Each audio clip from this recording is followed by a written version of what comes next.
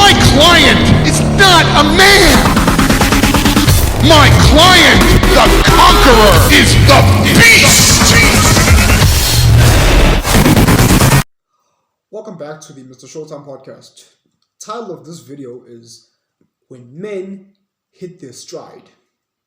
I want you to think about this. This video is not just for men, but it's also for women as well, for female audience.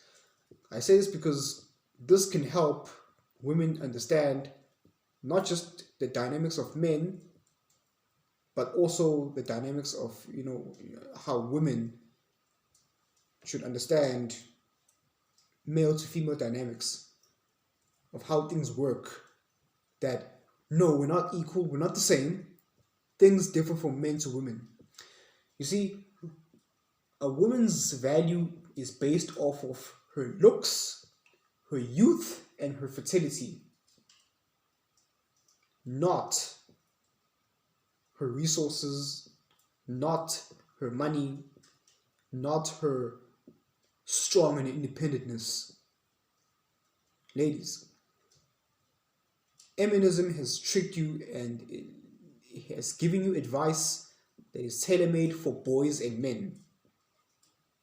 Because it's men who are providers, men are protectors, men have the burden of performance. Men are judged off of their resources and their performance and their, their ability to provide and perform and achieve. Our value is based off of our accolades. Hence why a woman is valued when she's younger, in her, let's say, late teens, early 20s. Because those are your best years of, your fertility and your looks and your youth. And as soon as you hit 30, your value starts to decline. I say this because there's a lot of women out here in modern day society. A lot of modern women are confused why men would prefer a young 19 or a young 19-year-old or a young 21-year-old to date and to get married to. Why is he dating that young bimbo who's 20 years of age? She has nothing. She only works at Starbucks. What does she have to offer? She only has her perky titties and her nice booty, and she's got no resources. She's nothing.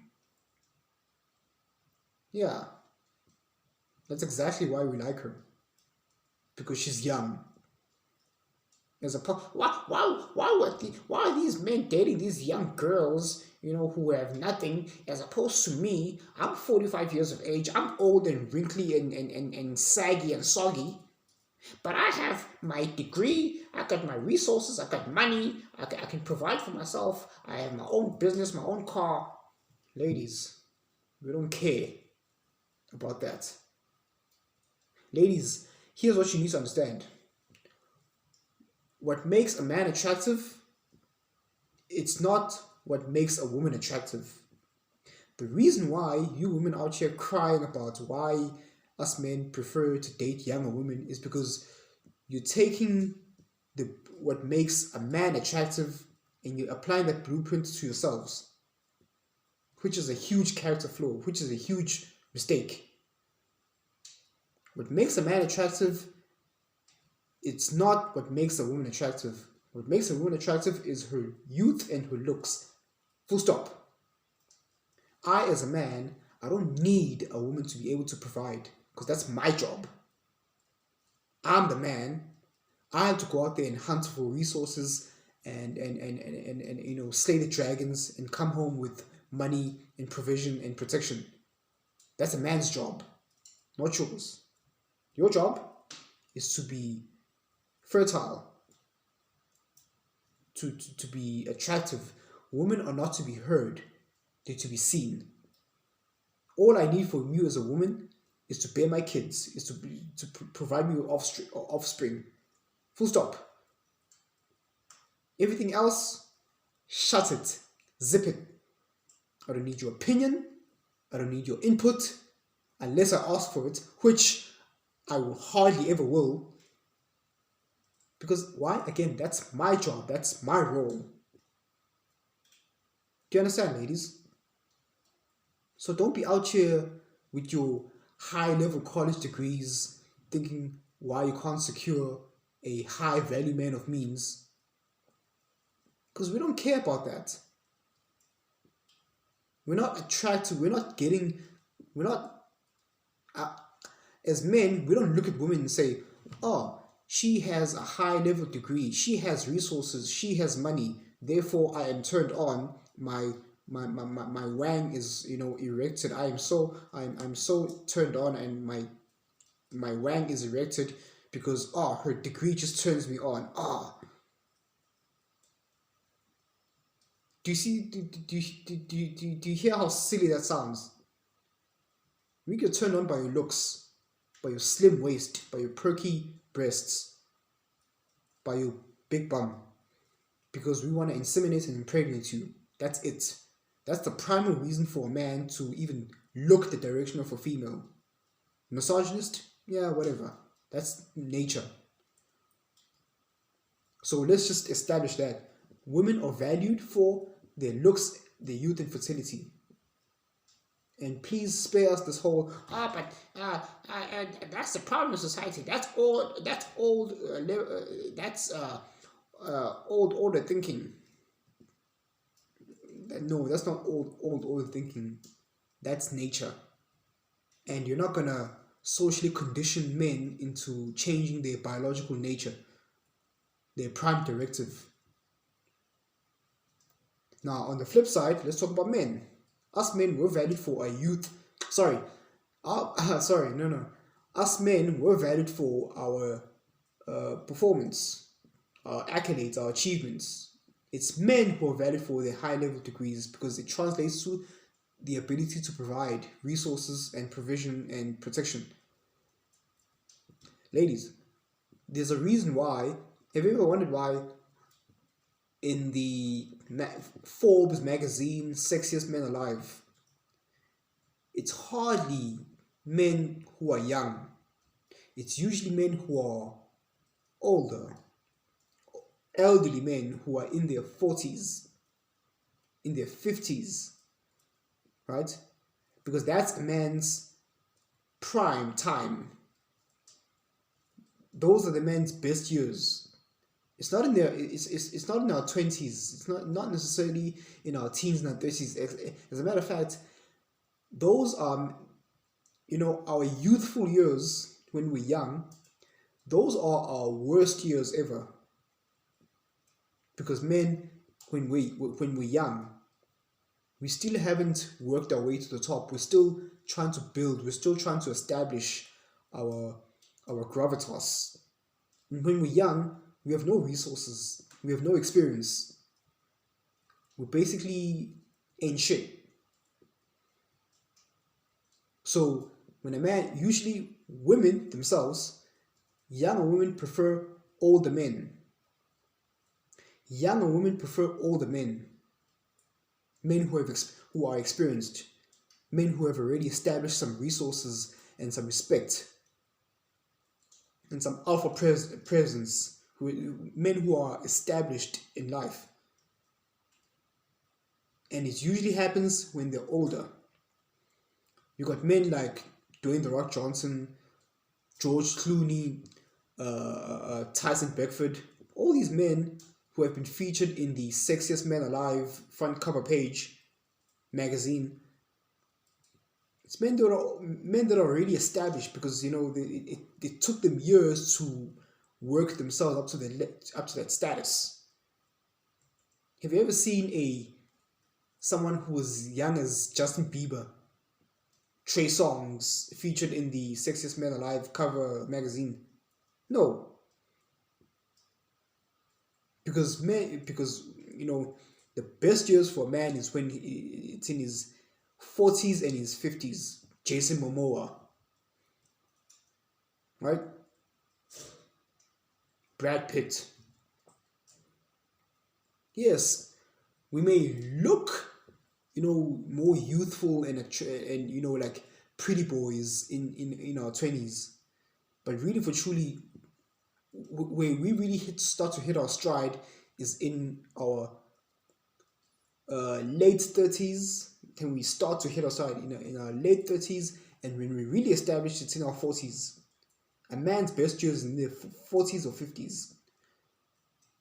A woman's best years is her teens and her 20s, early 20s.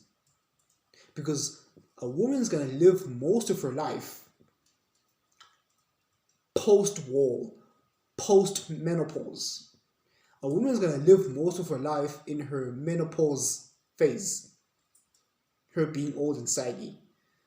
A woman's best years has, a woman basically has like 15 years to, of fame and glory.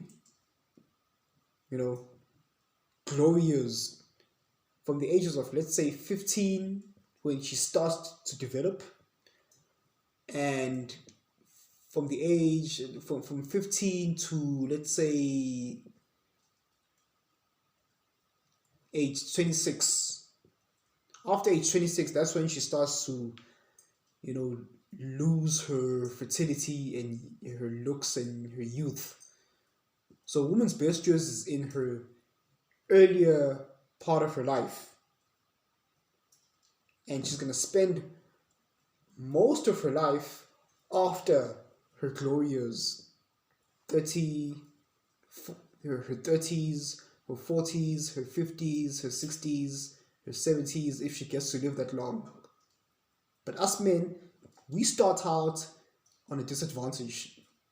We start out with nothing in life. Yeah, we're little kids sucking on lollipop, chasing around each other around the field, playing tag.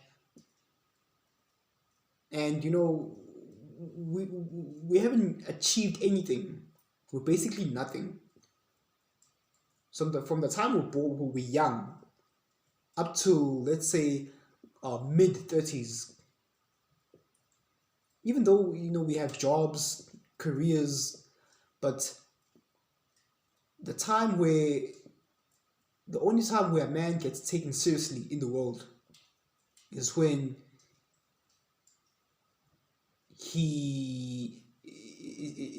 it's when he starts to hit the age of 35 onwards.